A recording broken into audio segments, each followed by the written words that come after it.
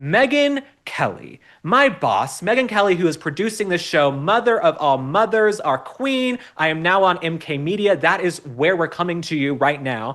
Megyn Kelly had Jake Tapper and Alex Thompson on her show yesterday, and she really took them to task over their book about Biden's decline. She's going super viral this morning. We all couldn't be happier for her. But I want to look at one of these clips, and then we'll talk about it.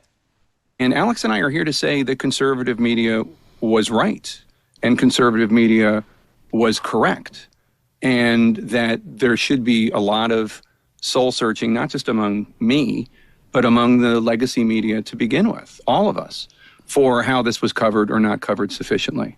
100%. I am glad Jake Tapper is admitting that conservative media was right. But it wasn't just conservative media, because there were Democrat voters saying Joe Biden is not well. We don't want Joe Biden to run again. In fact, Joe Biden said, I'm going to do one term and then dip out to the retirement home and live my life in peace. Okay. Or as Taylor Lorenz said, live my life in piss, apparently. So no, there are Democrat voters who didn't want Joe Biden to run.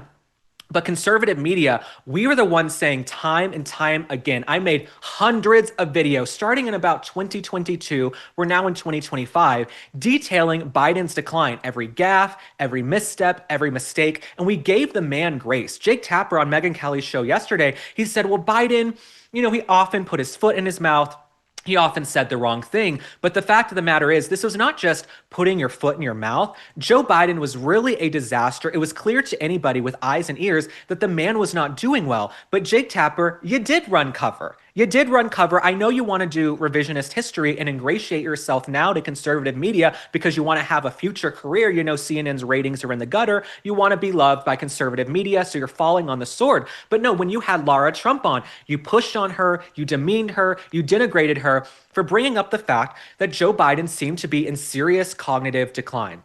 So Jake Tapper, it's nice now you want to come around and admit that all of us were right, but there were folks like me and folks like you who were basically eviscerated for pointing out clear as day that Joe Biden was not doing well. I mean, there were shows I couldn't get booked on because I was so hard on Biden. There was a CNN show that called me multiple times, Jake Tapper, a CNN show where they said, we're going to send a car for you. You're booked for tonight. We can't wait to have you on the panel. And then apparently I was too right of center for them. I wasn't too Democrat enough. I didn't fit their talking points.